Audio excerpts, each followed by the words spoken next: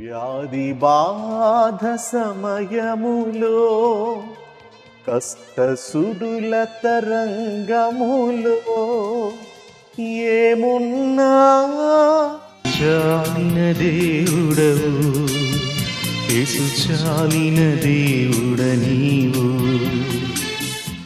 అపార కృప వర్షంబు నాపై వర్షింపగదే ప్రభువా.